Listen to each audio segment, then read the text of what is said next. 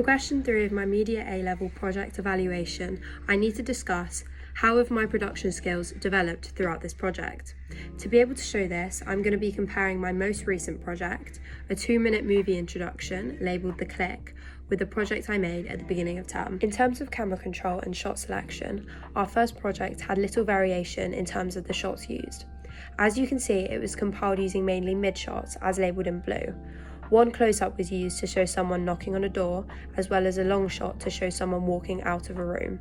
These shots were only used to highlight small details about the project and did not hold much meaning behind them.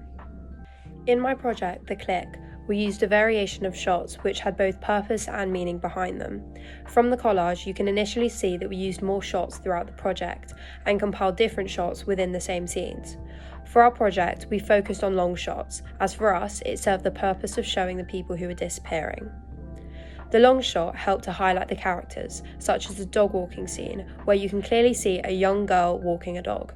It also showed the background, so you were able to see that she was in an empty, isolated place, a field with an abandoned water tower. By highlighting details such as this, it enables us to clearly set a tone within our project. It makes the audience realise her vulnerabilities as being both a young girl, but also for being in a secluded area where there is seemingly no help around if she were to need it. We use mid-shots in our project to highlight slightly more specific details. For example, the scene where there's a girl sat in a car. We needed to highlight the fact that she pulls out her phone, as this was then leading to the introduction of our undisclosed character, The Click. Mid-shots are also seen as versatile and natural, and are also the most neutral and familiar, as it is how we often perceive others in real life. A huge part of our project was the fact that we wanted our characters that disappear to be doing something natural, like walking a dog or going on a run. So by utilising this view on mid-shots, we were able to highlight that objective of our project, and make our characters seem more oblivious about what was about to happen to them. Mid-shots are not too intimate nor too distant, so they can help highlight clear emotions and context within a specific scene.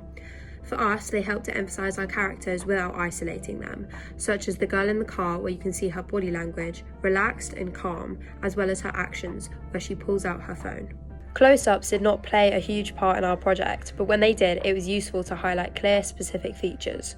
We used close-ups of empty tree branches to help highlight the eerie nature of our project by showing little signs of life. The main role of close-ups in our project was for our final scene, where we showed a phone getting a call from The Click. By using this phone, we were able to give a name or a vague reason behind the people's disappearances, without giving away too much information, so that the watchers could find out at a later point. For the phone, we took inspiration from the movie Countdown, where phones were used to highlight people's times of death. We thought, by using a phone, it could add to the sense of people who disappeared not being able to escape their fate, as all of us carry phones on us at all times. It also links to our question 1 of whether we highlighted social issues. The transition we used faded from the black screen into our active scene.